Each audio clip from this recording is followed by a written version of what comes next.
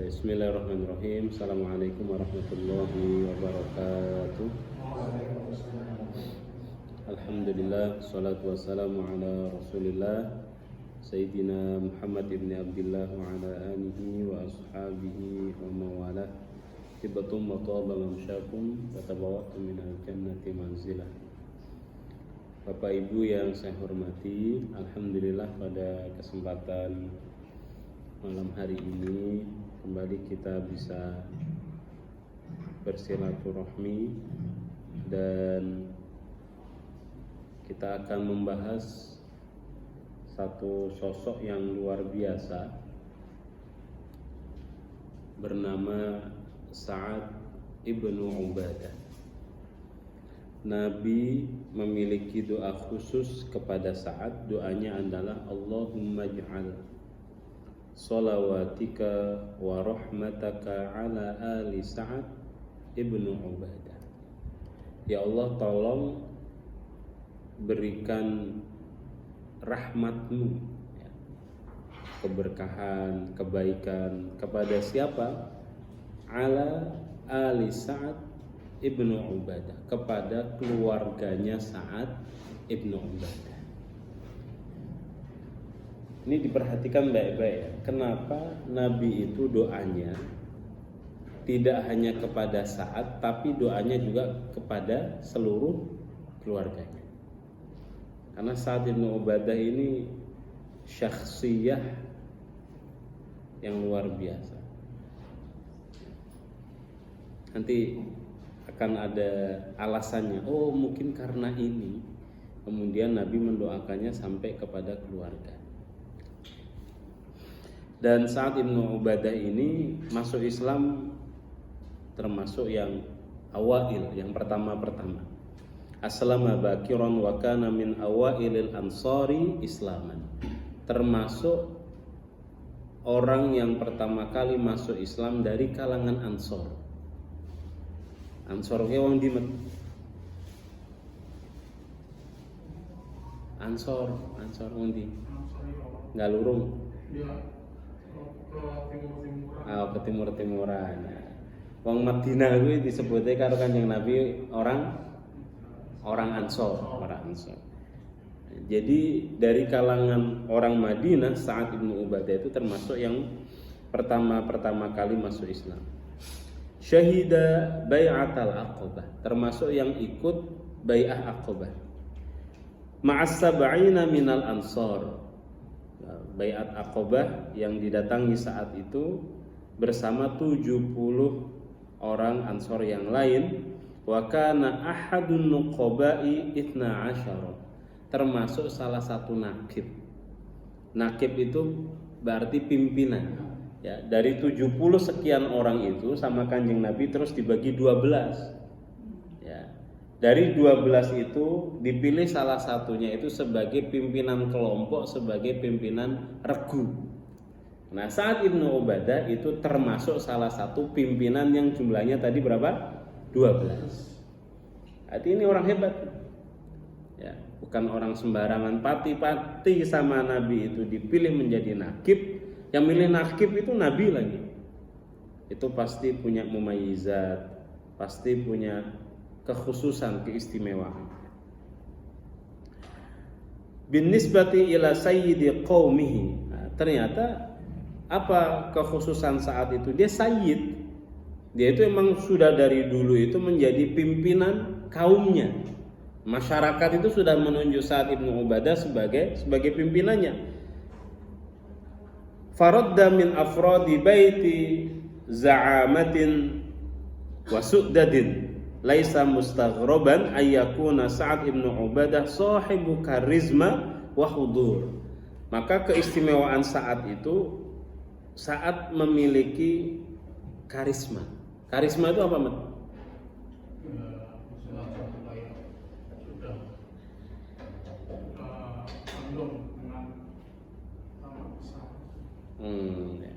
Jadi punya karisma tuh punya wibawa. Nah, ya, orang tuh kalau ngelihat Sa'ad, udah langsung tahu. Iki tokoh nih, tokoh besar, bukan orang biasa. dari wajahnya, dari perawakannya, dari cara jalannya, dari tatap matanya, dari cara bicaranya, dari kata-kata yang dia pilih, orang udah langsung tahu ini pasti sosok orang besar, punya karisma saat itu. Nah, ini keistimewaan Sa'ad. Karena dia ini seorang tokoh besar dan memiliki karisma, kalau doa luar biasa. Di antara doanya Sa'ad apa? Ruya al-Auza'i an Yahya ibn Katsir anna Sa'ad ibn Ubadah kana yad'u. Suatu hari Sa'ad ibn Ubadah itu berdoa. Fayaqul, doanya adalah Allahumma rzuqni malan. Ya Allah, tolong berikan saya uang. Mat kowe nek ndonga, ya Allah, tolong aku dikai rezeki sing akeh. Tolong aku dikai duit mek nggo apa, Mat? Gue sanggup ibadah. Contohnya apa, Mat? Makan. Oh, sanggup ibadahnya mangan. Nah, terus luar biasa. Nah, jadi saat Ibnu Ubadah itu, Mat, ketika berdoa kepada Allah, Allahumma rzuqni malan, ya Allah tolong berikan saya rizki, berikan saya uang. Untuk apa? Kata Sa'ad, fala tasluhul fi'ala illa bil mal. Karena kebaikan-kebaikan itu tidak bisa dilaksanakan, tidak bisa ditunaikan kecuali dengan uang. Jadi saat ini berdoa kepada Allah, minta kepada Allah supaya dikasih uang, bukan untuk supaya ada tabungan, bukan untuk beli rumah, bukan untuk beli kebun, beli sawah, gitu enggak. Doanya, kata Sa'ad, karena kebaikan itu tidak pernah bisa disempurnakan kecuali dengan uang. Maksudnya apa? Saat ini kan tokoh. Ketika beliau ini tokoh, maka beliau tahu itu kesusahan-kesusahan masyarakatnya itu apa aja. Dan kesusahan masyarakatnya saat itu nggak bisa diselesaikan kecuali dengan menggunakan uang. Sebagai tokoh, sebagai pimpinan, saat tahu, oh di rumah sana ada orang yang lapar. Bagaimana cara membantu orang yang lapar? Dengan uang. Oh, di sana ada orang yang berseteru, orang sedang berselisih. Bagaimana cara menyelesaikannya? Tidak bisa diselesaikan kecuali dengan uang. Ya. Karenanya itulah yang dilakukan oleh Sa'ad. Ya. Fayat fa'udiyah, kadang dia membayar tebusan. Ada orang terkena masalah, harus ditebus. Nah, orang yang bermasalah itu nggak punya uang, maka yang bayar siapa akhirnya? Yang bayar Sa'ad. Kini uang kena tebusannya koro-koro apa, Mat? Kena masalah apa dan yang kirone kok iso kudu ana tebusannya. Nah, pinjem utang piutang, nggak bisa nyaur, akhirnya kan jaminannya nggak bisa dikeluarin. Itu yang bayar Sa'ad Ibnu Ubadah. Bapak Ibu yang saya hormati, ya. Kemudian saat ini dikenal sebagai apa? Tadi selain sebagai tokoh karisma, ya, berwibawa, saat kemudian dikatakan kana Jawa dan kariman. Wong iki bloboh. Kaya opinnya sih, ya. Nah, teko nembe kan disalami kabeh, tiket duitnya karo opin ora. Oh, urung berarti baline udah ya. Jawa dan kariman. Oh, itu luar biasa tuh. Kalau ada orang tokoh berwibawa, punya karisma, bloboh mana wis top nemen. Kentengnya ra umum apa? Kentengnya berarti jowo jero berarti. Ora umum mah, kelewatan kan. Bagaimana kedermawanan saat itu? Waqad ja'ala lin-nabi kulla yaumin safhatan mali'atan lahman. Setiap hari saat itu ngasih makan Kanjeng Nabi. Mangan maemnya itu satu besi dan penuh dengan daging. Ya. Bahkan Kanjeng Nabi mengatakan wa kana nabi idza khataba zaujatan min zaujatihi fil Madinah wa dafa'a saddaqaha yaziduha a'tiyatan fayaqulu laha safhata Sa'ad ibn Ubadah taduru ma'i idza durtu ilaiki. Jadi Kanjeng Nabi kalau mau ngelamar salah satu istrinya, itu salah satu donaturnya adalah Sa'ad ibn Ubadah. Cara berdonasinya bagaimana? Kata Kanjeng Nabi itu kalau Sa'ad Ibnu Ubadah datang besi-besi bahasane dhewe kan besi-besi ki muter talam-talam itu muter isine sego nek bahasane dhewe sego karo daging. Itu donaturnya adalah Sa'ad Ibnu Ubadah. Tiap hari ngasih jatah Kanjeng Nabi. Terus pas Kanjeng Nabi ada walimah ya, itu donaturnya Sa'ad Ibnu Ubadah. Orang roti purimas itu orang mana? Dari mana? Sego daging. Bisa enggak Pak seperti itu? Hah? Nanti bisa enggak seperti itu? Nah, mungkin ngaji, oke maksudnya main jenengan kok kiye mat. Malah mata kok kayak aku. Tungake mo to, tungake yo. Nah, Sa'ad Ibnu Ubadah itu Bapak Ibu sekalian pernah kaget dengan ayat yang berbunyi apa? Walladzina yarmunal muhsanati tsumma lam ya'tu bi arba'i syuhada fajliduhum thamanina jaldah. Jadi kalau ada orang nuduh seseorang berzina tanpa menghadirkan 4 saksi laki-laki, maka sing dihukum kuwi sapa met? Sing nuduh. Misalnya la qadarullah, teman-teman ana wong ngomong karo aku. Kae koki maksudnya koki ke zina kuwi. Tapi tidak menghadirkan 4 saksi. Maka yang dihukum justru yang tadi laporan itu. Hukumannya berapa? Thamanina jaldah, 80 cambukan. Jadi dalam Islam tuh menuduh orang berbuat seperti itu apa ya? Bukti-buktinya itu harus jelas.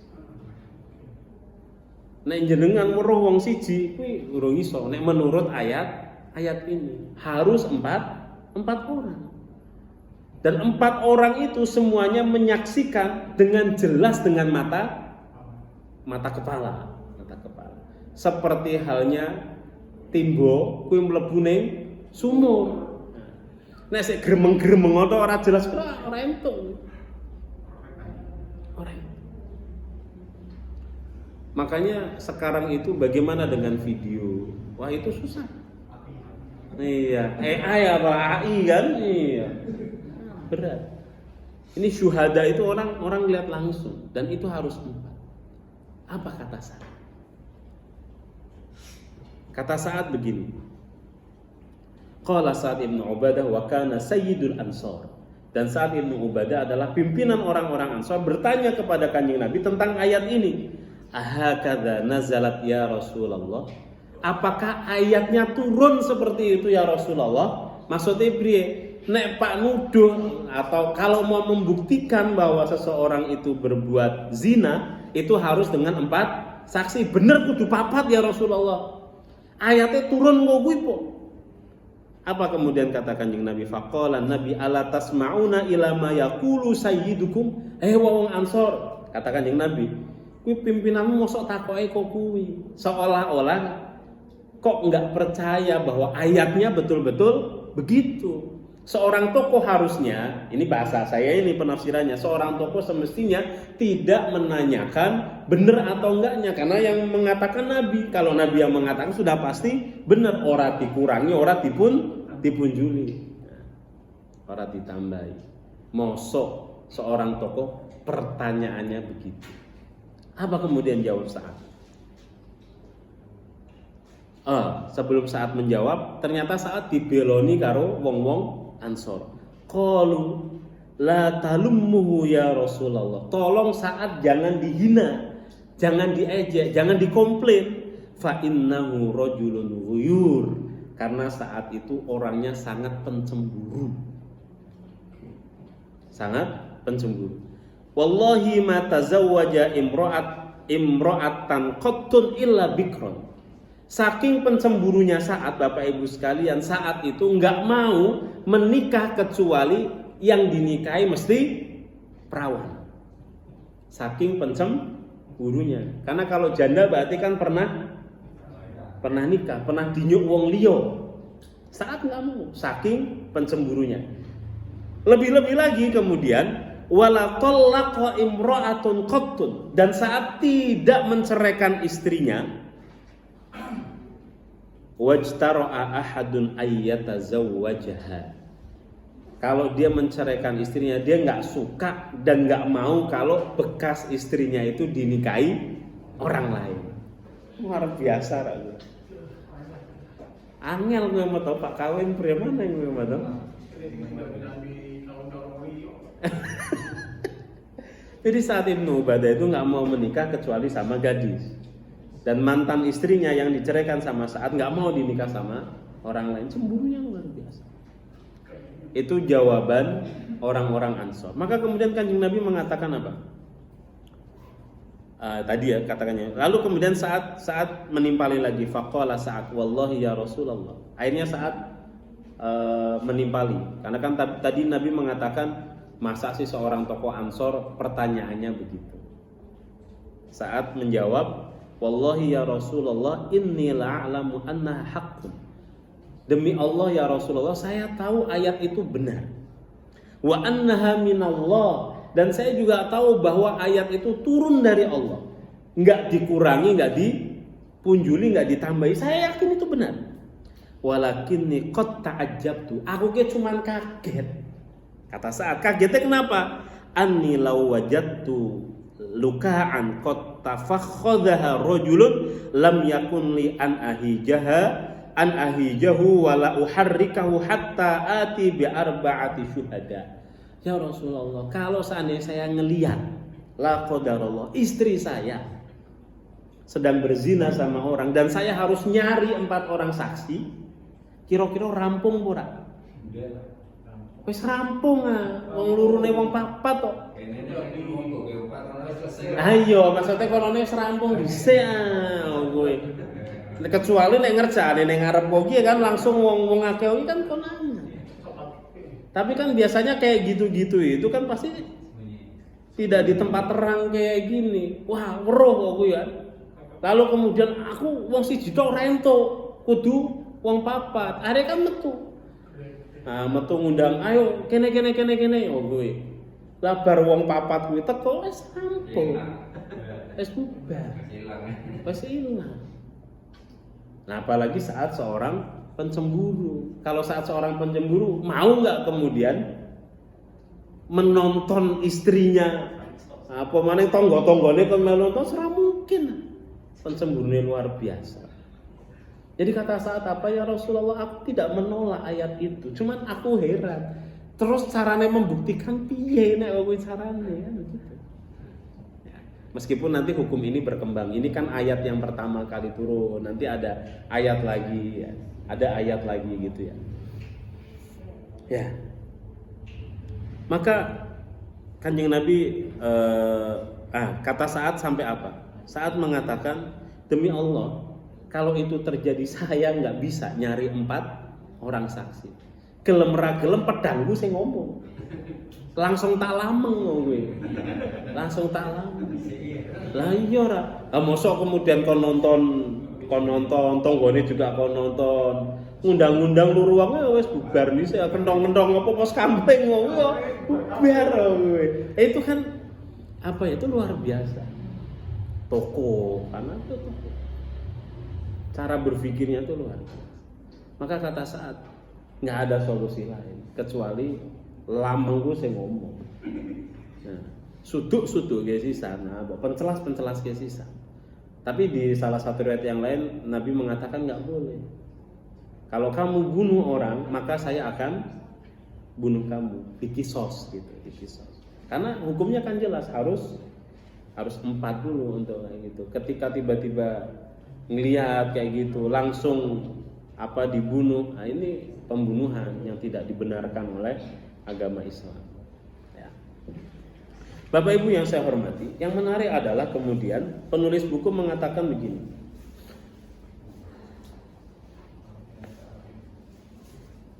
Ungzur ila hadhi syakhsiyah al-qawiyah. Betapa saat Ibnu Ubadah ini memiliki kepribadian yang begitu kuat. Sampai Kanjeng Nabi aja diajak diskusi begitu ya. Wa hadzal hudur al-lafit innahu yuraji'un nabi fi ayatin nuzila. Sampai berani berdiskusi dengan Nabi tentang ayat tadi itu. Innahu ya'lamu annaha min indillah. Dia tahu bahwa ayat itu turun dari Allah Subhanahu wa taala, wa annaha haqqun, dan itu adalah pasti benar. Walakinnaha la tansajimu ma'a tarkibatihi an-nafsiyah. Ya karena itu enggak sesuai dengan jiwanya saat. Ya kayak tadi yang logikanya itu enggak masuk logikanya. Kalau harus nyari 4 orang saksi tambahan. Innahu salilu baiti hukmin basultan. Jadi inilah kebiasaan rumah para pemimpin tuh kayak gitu.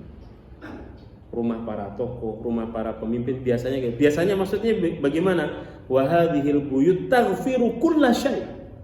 Kata buku ini, rumah para pemimpin itu bisa memaafkan apa saja. Jenengan nyolong ning omahe pimpinan kuwi cok sik di maafke. Jenengan bully ning sosmed to, wingi apa gawe apa terus dene yang tersinggung, jenengan njaluk ngapura mungkin sik bisa di maafke. Kata buku ini illa ma yata'allaq bil a'rad. Kecuali hal-hal yang berhubungan dengan kewibawaan. Ini kan kewibawaan. Soal kewibawaan. Harga diri. Kata buku ini kalau sudah yang disentuh harga diri itu susah untuk dimaafkan. Bagi orang-orang yang hidupnya di rumah tokoh. Jadi memang begitu. Tokoh itu gampang memaafkan, gampang mengerti, gampang berempati. Tapi kalau disentuh soal masalah harga dirinya, nah itu berat. Bagian kata buku ini wabil khusus an-nisa, terutama lagi berkaitan dengan para wanita. Mongone jenengan-jenengan Pak gendak bojone wong aja sembarangan. Nah, terutama nek tenen toko wah dintek kowe. Dintek. Karena dia enggak apa namanya? Enggak bisa kalau menerima itu. Di saat Ibnu Ubadah sampai nanya begitu. Kamu tahu? Iya. Oke. Apa kuwi? Sing yo apa? Ya. Baik. Jadi kalau seandainya saat Ibnu Ubadah sama Kanjeng Nabi sama Al-Qur'an aja masih ada diskusi. Maka sama orang-orang juga sama. Jadi saat Ibnu Ubadah itu termasuk salah satu tokoh yang menyelamatkan umat Islam sebetulnya sampai saat sekarang ini. Kisahnya bagaimana? Walamma tawaffan Nabi ijtama'al ansaru fi Saqifah Bani Sa'idah. Setelah Kanjeng Nabi meninggal, itu orang-orang Ansor berkumpul. Berkumpulnya di mana? Di satu kebun milik Saqifah Bani Sa'idah. Nanti kalau jenengan umroh, Allahumma amin, itu di dekat Masjid Nabawi itu ada satu kebun. Ya, kebunnya nggak terlalu besar, tapi itu ada kebun yo ning kene kaya apa yo? Kaya taman RT lah, tapi luwih gede yo kuwi. Tapi nek karo alun-alun yo luwih cilik. Oh. Nah, mirip hutan kota tapi luwih cilik. Nah. Pokoknya kuwi mah tau apa yang kuwi. Nah, itu ada namanya kebun. Itu di situ orang-orang Ansor ngapain? Pada kumpul. Kumpul itu bahasanya apa? Membahas apa? Ayyubayi'u Sa'ad ibnu Ubadah khalifatan 'alal muslimin. Mereka bersepakat, orang-orang Ansor itu bersepakat, mereka akan mengangkat seorang khalifah, seorang pemimpin setelah Nabi, namanya adalah Sa'ad ibnu Ubadah. Ini orang yang sedang kita bahas. Saya membayangkan Bapak Ibu sekalian, pati-pati kemudian orang-orang Ansor itu menunjuk Sa'ad ibnu Ubadah, berarti memang memiliki karisma kewibawaan yang besar. Sepakat, orang Ansor sepakat.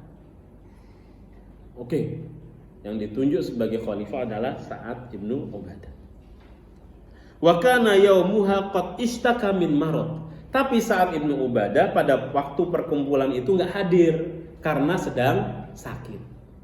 Ada di rumah beliau. Faja'a Abu Bakar wa Umar ibn Khattab. Lalu kabar tentang perkumpulan orang-orang Ansor memilih atau mengangkat khalifah sendiri namanya Sa'ad ibnu Ubadah itu didengar sama Abu Bakar dan juga Umar bin Khattab. Maka kedua sahabat ini, Abu Bakar sama Umar bin Khattab, langsung datang ke rumahnya Sa'ad ibnu Ubadah. Apa kata Abu Bakar? Kata Abu Bakar, ini nggak benar gitu. Kayak gini ini nggak benar. Faqala qailun minna amirun wa minkum amirun. Kalau kayak gitu kita bikin aja lah pimpinan sendiri-sendiri. Kata orang yang kumpul itu. Kalian ngangkat seorang amir, seorang khalifah, kami juga mengangkat seorang khalifah, kata orang-orang Ansor. Khalifah kami adalah Sa'ad ibnu Ubadah. Faqala Umar ibnu Khattab, hadza awwal wahnin. Ini adalah awal dari kehancuran. Kalau seandainya sini ada ketua, di sini ada ketua, pasti berantem. Padahal Kanjeng Nabi ini sudah membangun umat Islam dengan pondasi yang sedemikian kokoh, ukhuwah yang sedemikian kuat. Tapi kalau di sini ada pimpinan, di sini ada pimpinan, pasti berantem. Umat Islam sama umat Islam. Maka kemudian fatawajjaha Abu Bakrin bil kalami ila Sa'ad ibn Ubadah wa qala lahu laqad alimta ya Sa'ad anna Rasulullah qala wa anta qaid Quraisyun wulatu hadzal amri. Kanjeng Nabi dulu pernah berpesan, dan waktu Kanjeng Nabi berpesan Sa'ad ibn Ubadah juga ada di situ. Kata Kanjeng Nabi apa? Nanti kalau ada apa-apa yang menjadi pimpinan itu harus dari orang Quraisy. Sedangkan Sa'ad ibn Ubadah dari mana? Ansor. Hebatnya Sa'ad ibnu Ubadah karena beliau pemimpin dia. Apa kata Sa'ad ibnu Ubadah? Faqala lahu Sa'ad sadaqta nahnul wuzara wa antumul umara. Kamu betul, saya pernah dengar kalimat itu dari Kanjeng Nabi. Oke lah kalau kayak gitu, kalian adalah para pemimpinnya dan kami pembantunya, para menterinya, para wazirnya. Seorang pemimpin yang sejati Bapak Ibu sekalian, itu kalau dia mendengar satu kebenaran, dia pasti siap untuk tanazul. Tanazul itu apa ya? Kayak turun dari egonya. Apa ya bahasa Indonesianya ya? Mengalah. Nah, ngalah.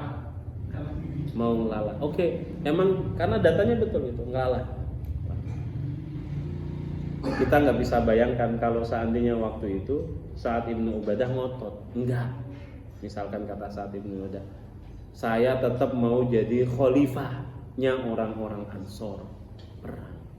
Maka alhamdulillah, kenapa sampai sekarang ini umat Islam bisa bersatu. Ya. Setelah Kanjeng Nabi meninggal itu biasanya, kalau Nabi-Nabi meninggal itu biasanya beberapa saat setelahnya umatnya berantem. Umatnya Nabi Musa, setelah Nabi Musa nggak ada, kitab sucinya diubah-ubah. Nabi Isa belum apa-apa juga udah diubah-ubah. Nah kita ini alhamdulillah banyak diselamatkan oleh Allah Subhanahu wa taala. Nyaris ada peristiwa kayak gitu. Mau sempat terjadi perselisihan kekuasaan. Tapi Sa'ad ibnu Ubadah yang waktu itu ditunjuk sama orang-orang Ansor ternyata mau melalah. Akhirnya yang menjadi khalifah adalah Abu Bakar. Umar bin Khattab langsung membaiat Abu Bakar. Dalam banyak riwayat juga dikatakan Sa'ad ibnu Ubadah yang sudah ditunjuk sama orang-orang Ansor telalah dan ikut membaiat Abu Bakar sebagai khalifahnya orang Islam secara keseluruhan. Dalam banyak riwayat akhirnya nanti Ali bin Abi Thalib juga ikut membaiat Abu Bakar sebagai khalifah. Memang waktunya ada jeda karena saat itu Ali bin Abi Thalib sedang mengurus jenazahnya atau pemakamannya kanjeng Nabi. Terima kasih banyak karena Pak Retno sudah datang kan. Ya, kita tutup dengan hamdalah. Alhamdulillahirabbil alamin. Assalamualaikum warahmatullahi wabarakatuh.